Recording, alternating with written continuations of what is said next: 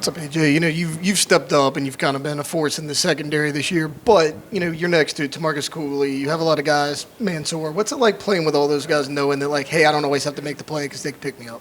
I just say all the guys that's on our defense are really great players. More veteran players, and those guys can make a play any moment. So, you just go out there and just focus on what you have to do. Also, just communicate. And as long as we play as a team, I know we're gonna get the job done. So. It's amazing playing with those guys. How is the bye week beneficiary to the defense and the team, you think? Just getting our communication down pat, just going through the week and just being able to play as a team and just get to just more team bonding. It's not over till it's over. So each and every day we just getting better as a defense, one step closer, and just taking advantage of every day. Most people would say you played well against Ole Miss for the most part, but what did you walk away from that game saying, I wish you would have done this better? Me personally? Yeah, and maybe just the team as a whole, too. Oh, the team? I feel like as a team we could just play together. Complementary football was, as Coach was saying, just when one team or one of the sides of the football get a stop or a touchdown, the other side, back each other up. So when we make someone punt, our offense score, or when our offense score, we make someone punt. So just play together as a team and just go out there, all 22, both sides of the field, just play together. What do you have to do against Sellers this weekend to have success?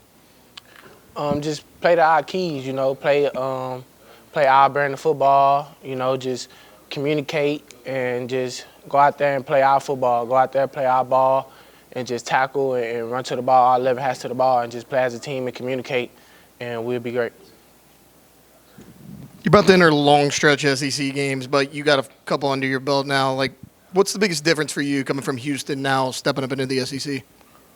The biggest takeaway I have is just, it's really not a real big difference. Probably the quarterbacks are just a little better, but other than that, it's not big of a real difference to me. You talked about a little bit of the defense and the advantage the bye weeks can bring to you to build upon, but you go into the bye week as a team with a loss and have to chew on that a little bit longer. What's kind of the message overall for this team that Coach is kind of giving y'all going into this long stretch of SEC games? Just have your brother back, play complementary football, and that's really the message. Just go out there and play as a team. Just don't leave one side of the ball hanging. And if we go out there and play together, we could be amazing. Yeah, kind of going off of that, was there anything during this bye week that you guys honed in defensively to kind of work on? I say we went out there and focused on our communication. Our communication play a big part to being a great defense. So went out there and focused on our communication, just being on the same page, and I feel like we got that down pat, and we still working on it every day, but that's been a big part and a big focus. Secondary's been great, linebackers have been good, but a guy like Harold Perkins, he's a guy that's had to move around a little bit, and he's really found that role this year. What have you seen from him? I think Harold Perkins is an amazing athlete. You see him cover, you see him blitz, you see him playing the run game. Man, ever since I've been here, that guy been like a brother to me, and I feel like he's one of the best athletes in the nation. I was watching you against Florida a few times. Is there an art to letting the quarterback think a guy's open and then cut it under and pick the thing off? I feel like that's just something I do best. I feel like I see the game as the quarterback, as the safety, so, I could trick him into throwing me the ball. We winning, so I feel like that's just something that I have. That's just what I do, I feel like, so, yeah. That comes with experience, I would guess. Oh, for sure. That does come from experience. Been starts as a freshman, and then just getting those reps under your belt. You see this play as when you were a sophomore, then you see this play again as I'm a senior. Okay, next time I see this play, I'm going to, make a play on this play. So I guess it just comes for reps and just visualizing everything. Would you say from the corners to the safeties, this is a physically big secondary? I mean, you are big guys that kind of intimidate wide receivers, or you can, maybe? I feel like we are a big group. I feel like all of us have size, and we got advantages to our size. Some guys may be scared, some guys may not, but just know we come with it.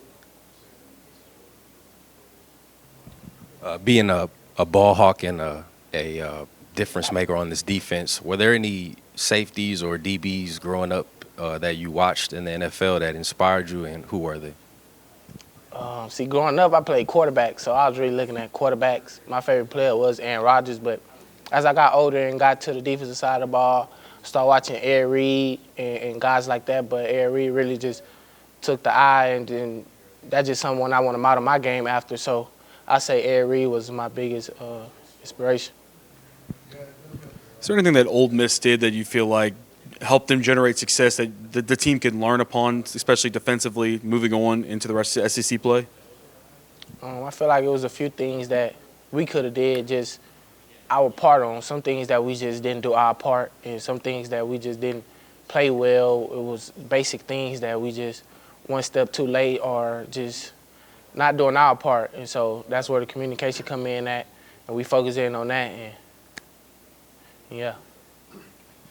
When you look at the second half adjustments you guys have made, I don't know the exact number of points y'all have given up in the second half, but it's not a lot. I mean, what's it like working under a guy like Blake Baker? Like, how has he really kind of brought this defense together? I feel like he got the personality and the scheme for a defensive coordinator. Sometimes you might get a guy with a great scheme but not a great personality or not a great way to deliver it. But that's a guy that you would like to play for. That's a guy that's going to bring energy. And when he calling, you just trust it. And if you play it right and you communicate, you're going to make a play. What about Jake Olson? Because if you guys would be blowing coverages, we'd be asking what's wrong with the coach, right? Yeah. So you're intercepting passes. So Yeah. what has he done right? I feel like when I first came in, it was a little – I say he was just trying to get established like that.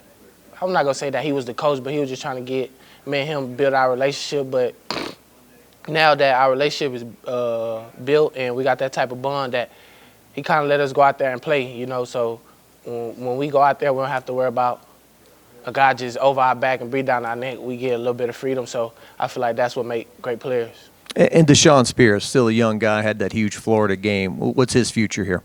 Deshaun's future is very bright. He have size, he have long arms, he very fast, very athletic. He can play multiple positions. I feel like his future is very bright, and he's going to make a lot of plays in the future. Thanks, AJ. Appreciate y'all.